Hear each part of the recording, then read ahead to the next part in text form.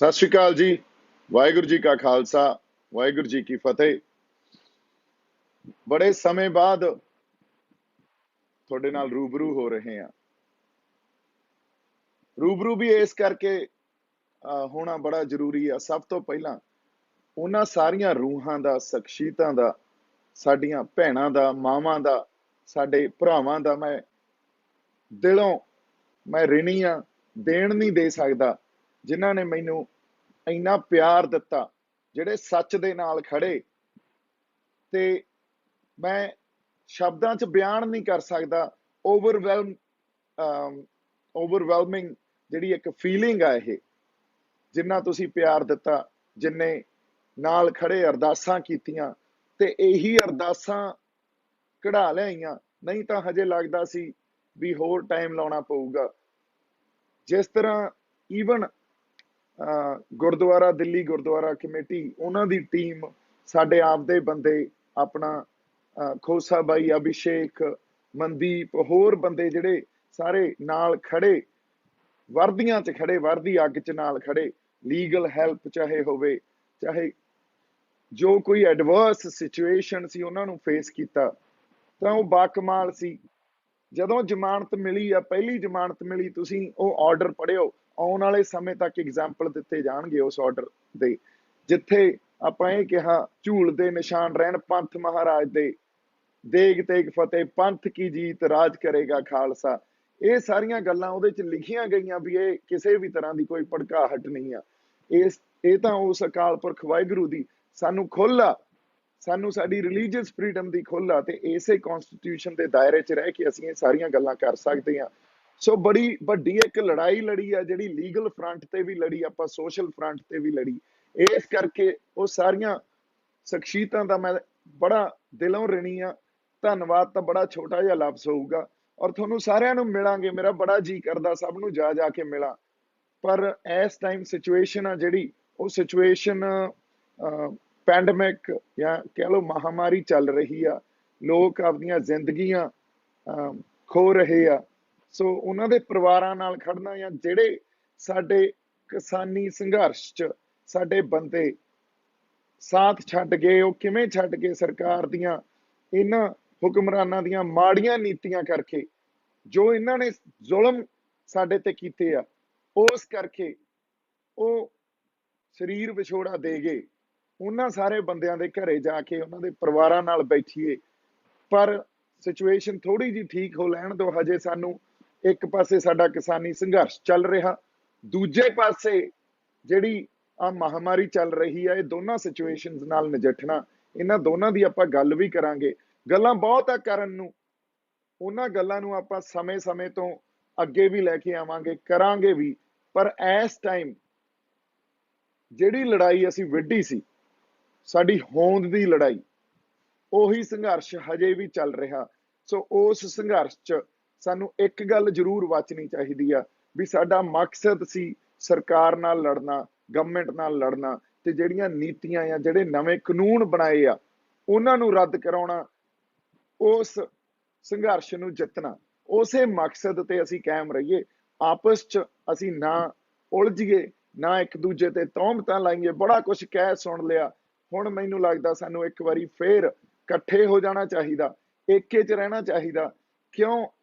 ਔਰ ਮਾਹੌਲ ਨੂੰ ਬੜਾ ਹੀ ਸਾਨੂੰ ਕੰਜੇਨੀਅਲ, ਇੱਕ ਸਹਿਜ ਤੇ ਫਰੈਂਡਲੀ ਬਣਾ ਲੈਣਾ ਚਾਹੀਦਾ। ਇਹ ਬੜੀ ਜ਼ਰੂਰਤ ਹੈ ਇਸ ਵੇਲੇ ਸਾਡੀ, ਕਿਉਂਕਿ ਹੋਂਦ ਦੀ ਲੜਾਈ ਲੜ ਰਹੇ ਹਾਂ। ਤੇ ਜਦੋਂ ਐਡਾ ਵੱਡਾ ਮਕਸਦ ਲੈ ਕੇ ਤੁਰੇ ਹੋਈਏ, ਉਦੋਂ ਨਿੱਜ ਨਹੀਂ ਦੇਖੀਦੇ, ਜਾਂ ਜਥੇਬੰਦਕ ਢਾਂਚੇ ਦੇ ਵੀ ਜਿਹੜੇ ਸਵਾਰਥ ਆ ਉਹ ਨਹੀਂ ਦੇਖੀਦੇ। ਉਹ ਤੋਂ ਵੀ ਉੱਤੇ ਉੱਠਣਾ ਪੈਂਦਾ, ਤੇ ਸਾਨੂੰ ਇਹ ਕਰਨਾ ਪਊਗਾ। ਇਹੀ ਸਾਨੂੰ ਸਾਡੇ ਗੁਰੂਆਂ ਨੇ, ਸਾਡੇ ਰਹਿਬਰਾਂ ਨੇ ਸਿਖਾਇਆ ਸੀ। ਕੱਲਾ ਸਿਖਾਇਆ ਨਹੀਂ, ਕੱਲਾ ਕਿਹਾ ਨਹੀਂ, ਕਰਕੇ ਦਿਖਾਇਆ ਸੀ। ਤੁਸੀਂ ਇਹ ਵੇਖੋ, ਇਸ ਵੇਲੇ ਮਹਾਮਾਰੀ ਚੱਲ ਰਹੀ ਆ। ਇਸ ਮਹਾਮਾਰੀ 'ਚ ਜਿਸ ਤਰ੍ਹਾਂ ਗੁਰਦੁਆਰਾ ਸਾਹਿਬ ਦੇ ਬਾਹਰ ਆਕਸੀਜਨ ਦੇ ਲੰਗਰ ਲੱਗੇ ਆ, ਜਿਵੇਂ ਸਰਦਾਰ ਰਵੀ ਸਿੰਘ ਖਾਲਸਾ ਏਡ ਵਾਲੇ ਜਾਂ ਹੋਰ ਬਹੁਤ ਸਿੱਖ ਜਥੇਬੰਦੀਆਂ, ਤੁਸੀਂ ਵੇਖੋ ਉਹਨਾਂ ਨੇ ਬਾਹਰੋਂ ਮਸ਼ੀਨਾਂ ਵੀ ਭੇਜੀਆਂ, ਆਕਸੀਜਨ ਵਾਲੀਆਂ ਸਿਲੰਡਰਸ ਵੀ ਭੇਜੇ ਆ। ਬ੍ਰਿਟਿਸ਼ ਏਅਰਵੇਜ਼ ਨਾਲ ਟਾਈ ਅਪ ਕਰਕੇ ਉਹਨਾਂ ਨੇ ਉੱਥੋਂ ਫਲਾਈਟ ਰਾਹੀਂ ਭੇਜ ਰਹੇ ਆ।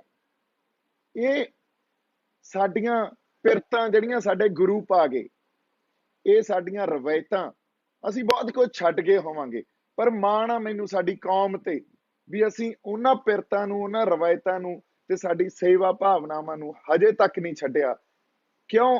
ਇਹ ਕਿਸੇ ਖਿਲਾਫ ਚੋਂ ਪ੍ਰਗਟ ਨਹੀਂ ਹੋਈ ਗੱਲ, ਇਹ ਗੱਲ ਉਹਨਾਂ ਗੁਰੂਆਂ ਦੀ, ਉਹਨਾਂ ਰਹਿਬਰਾਂ ਦੀ ਕਮਾਈਆਂ ਕੀਤੀਆਂ ਹੋਈਆਂ, ਉਸ ਕਮਾਈ ਸਦਕਾ ਹੀ ਜੋ ਸਾਡੇ ਅੰਦਰ ਉਹਨਾਂ ਨੇ ਚਿਣਗਾਂ ਲਾਈਆਂ, ਜੋ ਪਿਰਤਾਂ ਉਹ ਪਾ ਗਏ, ਅੱਜ ਤੱਕ ਕਾਇਮ ਆ।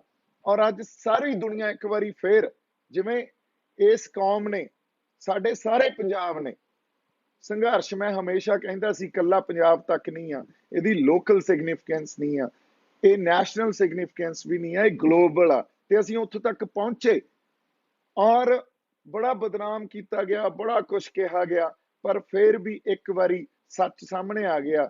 ਤੇ ਜੇ ਆਪਾਂ ਇਹ ਕਹੀਏ ਵੀ ਸਾਰੀ ਦੁਨੀਆ ਨੇ ਇਹ ਗੱਲ ਮੰਨੀ, ਔਰ ਅੱਜ ਵੀ ਇਸ ਮਹਾਮਾਰੀ 'ਚ ਇਹ ਗੱਲ ਮੰਨ ਰਹੀ ਆ ਵੀ ਜਿਹੜੀ ਸਿੱਖ ਕੌਮ ਆ, ਉਹਨਾਂ ਦਾ ਧਰਮ, ਉਹਨਾਂ ਦੀਆਂ ਰਵਾਇਤਾਂ, ਉਹਨਾਂ ਦਾ ਫਲਸਫਾ ਉਹ ਨਿਆਰੇ ਆ, ਇਹਨਾਂ ਤੋਂ ਸਿੱਖੋ।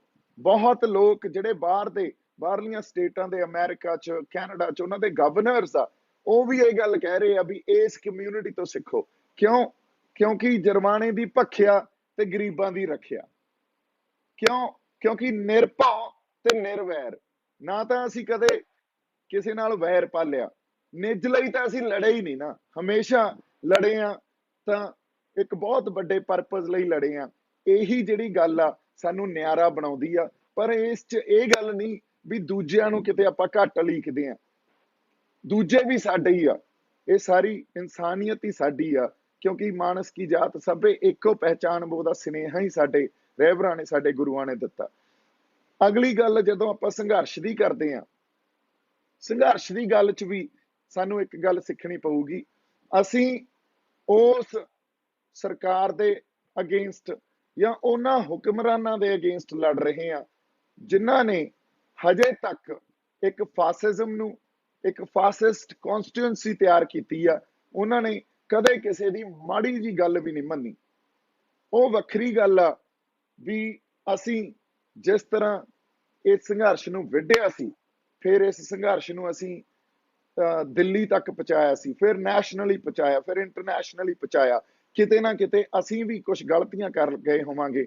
ਸਾਡੀ ਲੀਡਰਸ਼ਿਪ ਨੂੰ ਚਾਹੀਦਾ ਉਹਨਾਂ ਗਲਤੀਆਂ ਨੂੰ ਵੀ ਐਕਸੈਪਟ ਕਰਨ, ਉਹਨਾਂ ਗਲਤੀਆਂ ਨੂੰ ਐਕਸੈਪਟ ਕਰਕੇ ਹਜੇ ਵੀ ਅਸੀਂ ਇੱਕ ਦੂਜੇ ਨੂੰ ਸਪੇਸ ਦਈਏ, ਇੱਕ ਦੂਜੇ ਨੂੰ ਸਪੇਸ ਦੇ ਕੇ ਇਕੱਠੇ ਲੜਨ ਦੀ ਜਾਂਚ ਆ ਜਿਹੜੀ ਸਾਨੂੰ ਉਹ ਆਉਣੀ ਚਾਹੀਦੀ ਆ। ਏਕਾ ਰੱਖ ਕੇ ਲੜਨ ਦੀ ਜਾਂਚ ਸਾਨੂੰ ਆਉਣੀ ਚਾਹੀਦੀ ਆ। ਜੇ ਅਸੀਂ ਇਹ ਨਹੀਂ ਸਿੱਖਾਂਗੇ ਫਿਰ ਅਸੀਂ ਹਮੇਸ਼ਾ ਵਾਂਗੂ, ਕਿਉਂਕਿ ਪੰਜਾਬ 'ਚ ਬੜੀ ਤਰ੍ਹਾਂ ਔਰ ਬਹੁਤ ਸਮੇਂ ਤੋਂ ਸਮੇਂ ਮਾਸ ਇਰਪਸ਼ਨਸ ਹੋਈਆਂ, ਲੋਕਾਂ ਨੇ ਕਦੇ ਪਿੱਠ ਨਹੀਂ ਦਿਖਾਈ, ਪਰ ਲੀਡਰਸ਼ਿਪ ਹਮੇਸ਼ਾ ਪਿੱਠ ਦਿਖਾਉਂਦੀ ਰਹੀ। ਇਹਦੇ ਬੜੇ ਕਾਰਨ ਹੋ ਸਕਦੇ ਆ। ਸਟੇਟ ਅੱਜ ਦੀ ਬਹੁਤ ਪਾਵਰਫੁਲ ਹੋ ਗਈ ਆ, ਜਾਂ ਉਹਨਾਂ ਦੀ ਐਬਿਲਿਟੀ ਜਿਹੜੀ ਇਹ ਬੜੀ ਵੱਧ ਗਈ ਆ ਵੀ ਲੀਡਰਸ਼ਿਪ ਨੂੰ ਕਰਪਟ ਕਰ ਸਕਦੇ ਆ ਉਹ ਕਿਸੇ ਨਾ ਕਿਸੇ ਤਰ੍ਹਾਂ। ਇਹਦਾ ਇੱਕ ਰੀਜ਼ਨ ਜਿਹੜਾ ਕੈਪੀਟਲਿਜ਼ਮ ਆ, ਕੈਪੀਟਲਿਸਟਿਕ ਸੁਸਾਇਟੀ ਹੋ ਗਈ ਆ, ਜਿਸ ਤਰ੍ਹਾਂ ਦੇ ਲੋੜਾਂ ਵਧਾ ਕੇ ਬੈਠੇ ਆ ਅਸੀਂ, ਜਿਵੇਂ ਕੰਜ਼ਿਊਮਰਿਜ਼ਮ ਆ ਗਿਆ, ਉਹ ਵੀ ਹੋ ਸਕਦਾ ਕਿਉਂਕਿ ਪੈਸੇ ਤੇ ਬੜੇ ਵੱਡੇ ਵੱਡੇ ਡਿੱਗ ਪੈਂਦੇ ਆ, ਜਾਂ ਅਹੁਦਿਆਂ ਤੇ ਬੜੇ ਵੱਡੇ ਵੱਡੇ ਡਿੱਗ ਪੈਂਦੇ ਆ। ਪੁਰਾਣੀ ਲੀਡਰਸ਼ਿਪ ਐ ਨਹੀਂ ਹੁੰਦੀ ਸੀ। ਮੈਂ ਤੁਹਾਨੂੰ ਇੱਕ ਐਗਜ਼ਾਮਪਲ ਦਿੰਨਾ, ਜਦੋਂ ਆਜ਼ਾਦੀ ਦੀ ਲੜਾਈ ਲੜੀ ਜਾ ਰਹੀ ਸੀ ਨਾ, ਉਦੋਂ ਨਰਮ ਖਿਆਲੀਏ ਵੀ ਸੀ ਤੇ ਗਰਮ ਖਿਆਲੀਏ ਵੀ ਸੀ। ਉਦੋਂ ਬੱਬਰ ਅਕਾਲੀ ਵੀ ਸੀ ਤੇ ਸਾਡੇ ਗਦਰੀ ਬਾਬੇ ਵੀ ਸੀ। ਉਦੋਂ ਭਗਤ ਸਿੰਘ, ਸਰਦਾਰ ਭਗਤ ਸਿੰਘ ਵਰਗੇ, ਸਰਦਾਰ ਕਰਤਾਰ ਸਿੰਘ ਸਰਾਭੇ ਵਰਗੇ ਵੀ ਸੀ ਤੇ ਗਾਂਧੀ ਵਰਗੇ ਵੀ ਸੀ। ਪਰ ਇੱਕ ਗੱਲ ਸਾਨੂੰ ਵਾਚਣੀ ਜਾਂ ਸਿੱਖਣੀ ਉੱਥੋਂ ਚਾਹੀਦੀ ਆ, ਹਰ ਬੰਦੇ ਨੇ ਇੱਕ ਦੂਜੇ ਨੂੰ ਸਪੇਸ ਦਿੱਤੀ ਹੋਈ ਸੀ। ਉਹਨਾਂ ਨੇ ਆਜ਼ਾਦੀ ਦੀ ਲੜਾਈ ਸਾਰੇ ਲੜ ਰਹੇ ਸੀ, ਪਰ ਉਹਨਾਂ ਦਾ ਪਰਸਪੈਕਟਿਵ ਸਾਰਿਆਂ ਦਾ ਵੱਖਰਾ ਵੱਖਰਾ ਸੀ। ਜੇ ਤੁਸੀਂ ਦੇਖੋ, ਮੈਂ ਇੱਕ ਛੋਟੀ ਜਿਹੀ ਐਗਜ਼ਾਮਪਲ ਹੋਰ ਦਿੰਨਾ, ਜਦੋਂ ਮਹਾਤਮਾ ਗਾਂਧੀ ਆਜ਼ਾਦੀ ਦੀ ਲੜਾਈ ਲੜ ਰਹੇ ਸੀ, ਉਹਨਾਂ ਨੂੰ ਆਏ ਸੀ ਵੀ ਅੰਗਰੇਜ਼ਾਂ ਨੂੰ ਇਸ ਧਰਤੀ ਤੋਂ ਜਿੰਨਾ ਛੇਤੀ ਹੋ ਜੇ ਕੱਢਿਆ ਜਾਵੇ। ਔਰ ਉਵੇਂ ਹੀ ਜਦੋਂ ਸਦਾ ਭਗਤ ਸਿੰਘ ਹੋਰੇ ਲੜ ਰਹੇ ਸੀ, ਉਹਨਾਂ ਦਾ ਪਰਸਪੈਕਟਿਵ ਉਦੋਂ ਥੋੜਾ ਜਿਹਾ ਵੱਡਾ ਸੀ। ਉਹਨਾਂ ਦਾ ਪਰਸਪੈਕਟਿਵ ਇਹ ਸੀ ਵੀ ਅਸੀਂ ਇਕੱਲੇ ਅੰਗਰੇਜ਼ਾਂ ਨੂੰ ਨਹੀਂ ਕੱਢਣਾ, ਪਰ ਇੱਥੇ ਜਿਹੜਾ ਪੋਲੀਟੀਕਲ ਸਟਰਕਚਰ ਆ, ਪੋਲੀਟੀਕਲ ਸਿਸਟਮ ਆ, ਕਿਉਂਕਿ ਅਲੀਟ ਬੈਠਿਆ ਹੋਇਆ, ਅਸੀਂ ਉਹਨਾਂ ਨੂੰ ਵੀ इस पोलिटिकल स्ट्रक्चर का भी फेर बदल करना, इनू कंप्लीटली चेंज करना, ताकि इस अलीट नू इस पोलिटिकल स्ट्रक्चर चो कढ़िया जा सके। हालांकि जदों आज़ादी मिली उदों अलीट नू तां नहीं कढ़िया गया, ब्रिटिश या गोरे अलीट चले गए, साडे वाले अलीटां ने कुर्सियां सांभ लियां। सो परस्पैक्टिव वखरे वखरे हो सकते आ, एक दूजे नू स्पेस देना सीखीए ते एक मकसद लई असीं इकट्ठे होके लड़ना सीखीए। एवें ही बिना स्पेस दिते तौहमतां लाउणियां भी फलाना तां सरकार दा बंदा, फलाना बीजेपी दा बंदा, या फलाना अकालियां दा बंदा, या कांग्रेस दा बंदा, इन्हां गल्लां च कोई दम नहीं। असीं कदे भी फिर ਜਿਹੜਾ मकसद लैके तुरे आ उस मकसद या उस मंतव ਨੂੰ ਅਚੀਵ नहीं कर सकांगे ਤੇ मात खा जाएंगे। ਹੁਣ ਸਾਡਾ ਅੰਦੋਲਨ ਅਸੀਂ ਕਹਿੰਦੇ ਆ ਹੋਂਦ ਦੀ ਲੜਾਈ ਲੜ ਰਹੇ ਹਾਂ, ਔਰ ਹੋਂਦ ਦੀ ਲੜਾਈ ਉਸ ਵਹਿਣ ਦੇ ਉਲਟ ਲੜ ਰਹੇ ਹਾਂ ਅਸੀਂ, ਜਿਹੜਾ ਵਹਿਣ ਕੱਲਾ ਇਸ ਦੇਸ਼ 'ਚ ਨਹੀਂ ਚੱਲਦਾ, ਉਹ ਦੁਨੀਆ ਦਾ ਵਹਿਣ ਬਣਿਆ ਹੋਇਆ। ਕੈਪੀਟਲਿਜ਼ਮ ਜਿਹੜੀ ਨਵੀਂ ਪਾਲਿਸੀ ਜਾਂ ਨਵੇਂ ਕਾਨੂੰਨ ਆਏ ਆ ਉਹਨਾਂ ਉਹ ਕੈਪੀਟਲਿਜ਼ਮ ਤੇ ਹੀ ਆਧਾਰਿਤ ਆ। ਤੇ ਜੇ ਅਸੀਂ ਇਸ ਪਰਸਪੈਕਟਿਵ ਨੂੰ ਥੋੜਾ ਜਿਹਾ ਵੱਡਾ ਕਰਾਂਗੇ, ਅਸੀਂ ਇਹ ਵੈਸਟ 'ਚ ਦੇਖਿਆ, ਦੁਨੀਆ 'ਚ ਦੇਖਿਆ ਵੀ ਜਿੱਥੇ ਜਿੱਥੇ ਕੈਪੀਟਲਿਜ਼ਮ ਗਿਆ, ਜਿੱਥੇ ਜਿੱਥੇ ਗਿਆ, ਜੇ ਉਹਦੇ ਤੇ ਲਗਾਮ ਨਾ ਪਾਈ ਗਈ ਜਾਂ ਉਹਦੇ ਤੇ ਚੈਕਸ ਐਂਡ ਬੈਲੈਂਸਿਸ ਨਾ ਰੱਖੇ ਗਏ, ਉੱਥੇ ਉੱਥੇ ਉਹਨਾਂ ਧਰਤੀਆਂ ਤੇ ਉਹਨਾਂ ਦੇਸ਼ਾਂ 'ਚ ਉਹ ਇੰਸਟੀਟਿਊਸ਼ਨਸ ਹੀ ਖਤਮ ਕਰ ਦਿੰਦਾ। ਫੈਮਿਲੀ ਇੰਸਟੀਟਿਊਸ਼ਨਸ ਖਤਮ ਕਰ ਦਿੰਦਾ, ਇਹ ਆਪਾਂ ਵੈਸਟ 'ਚ ਦੇਖ ਲਿਆ। ਰਿਲੀਜੀਅਸ ਇੰਸਟੀਟਿਊਸ਼ਨਸ ਖਤਮ ਕਰ ਦਿੰਦਾ, फिर कल्चरल इंस्टीट्यूशनस खत्म कर दिंदा। ते साडा कल्चर आपां जे होंद दी एग्जिस्टेंशियल क्राइसिस नाल असीं जूझ रहे हां, होंद दी लड़ाई लड़ रहे हां, तां सानू पहली गल ये समझनी पऊगी भी जे असीं अज महामारी च ऑक्सीजन दे लंगर लाए होए आ ना, या अंदोलन च जिस तरह असीं सेवा कीती आ, जिस तरह संगत ने, सारी कौम ने, पंजाबियां ने, साडे हरियाणे वालियां ने सेवा कीती है, साडा कल्चर। ਅਸੀਂ ਇਸ ਕਲਚਰ ਨੂੰ, ਇਹ ਸਾਰੇ ਸਾਡੀਆਂ ਰਵਾਇਤਾਂ ਨੂੰ ਹੀ ਗਵਾਲ ਗਏ, ਇਹ ਤਾਂ ਮਨਜ਼ੂਰ ਨਹੀਂ ਹੈ ਨਾ। ਇਸੇ ਲਈ ਜਦੋਂ ਇਨਸਾਨ ਜਾਂ ਉਹ ਬੰਦੇ, ਮੈਂ ਹਮੇਸ਼ਾ ਉਹਨਾਂ ਨੂੰ ਇੱਕ ਨਵਾਂ ਲਫ਼ਜ਼ ਮੈਂ ਸਿੱਖਿਆ, ਉਹਨਾਂ ਨੂੰ ਜਿਹੜੇ ਰਿਬੈਲ ਹੁੰਦੇ ਆ ਜਾਂ ਜਿਹੜੇ ਰੋਮਾਂਟਿਕ ਬੰਦੇ ਹੁੰਦੇ ਆ, ਰੋਮਾਂਟਿਕ ਬੰਦੇ ਆ ਜਿਹੜੇ ਆਪਦੀ ਆਈਡੀਓਲੋਜੀ ਨੂੰ ਇਸ਼ਕ ਕਰਦੇ ਆ, ਜਿਹੜੇ ਆਪਦੇ ਲੋਕਾਂ ਨੂੰ, ਆਪਦੀ ਧਰਤੀ ਨੂੰ ਤੇ ਆਪਦੀਆਂ ਰਵਾਇਤਾਂ ਨੂੰ, ਆਪਦੇ ਸੱਭਿਆਚਾਰ ਨੂੰ, ਜੋ ਪਿਰਤਾਂ ਗੁਰੂ ਸਾਹਿਬ ਪਾ ਗਏ ਸੀ ਉਹਨਾਂ ਨੂੰ ਇਸ਼ਕ ਕਰਦੇ ਆ, ਉਹਨਾਂ ਰੋਮਾਂਟਿਕ ਬੰਦਿਆਂ ਨੂੰ ਫਿਰ ਖੜਾ ਹੋਣਾ ਪੈਂਦਾ, ਉਹਨਾਂ ਨੂੰ ਆਵਾਜ਼ ਬੁਲੰਦ ਕਰਨੀ ਪੈਂਦੀ ਆ, ਤੇ ਅਸੀਂ ਉਹ ਰੋਮਾਂਟਿਕ ਬੰਦੇ ਆ। ਇਸ ਕਰਕੇ ਇਹਨਾਂ ਸਰਕਾਰਾਂ ਦੇ ਖਿਲਾਫ ਹਮੇਸ਼ਾ ਹੀ ਆਪਾਂ, ਜਦੋਂ ਜਦੋਂ ਇਹ ਜ਼ੁਲਮ ਕਰਦੀਆਂ ਰਹਿਣਗੀਆਂ, ਜਦੋਂ ਜਦੋਂ ਇਹ ਆਪਦੀਆਂ ਨੀਤੀਆਂ ਘੜਨਗੀਆਂ ਵੀ ਸਾਡਾ ਸੱਭਿਆਚਾਰ, ਸਾਡੀ ਹੋਂਦ ਖਤਰੇ 'ਚ ਆਵੇ, ਅਸੀਂ ਆਵਾਜ਼ ਬੁਲੰਦ ਕਰਦੇ ਰਹਾਂਗੇ। फैज साहब ने एक बड़ी ब्यूटीफुल नज़म लिखी सी, ते वो मैं थोड़े नाल शेयर भी करदा। हम देखेंगे, लाजिम है कि हम भी देखेंगे वो दिन के जिसका वादा है, जो लोहे अजल में लिखा है हम देखेंगे, लाजिम में हम भी देखेंगे।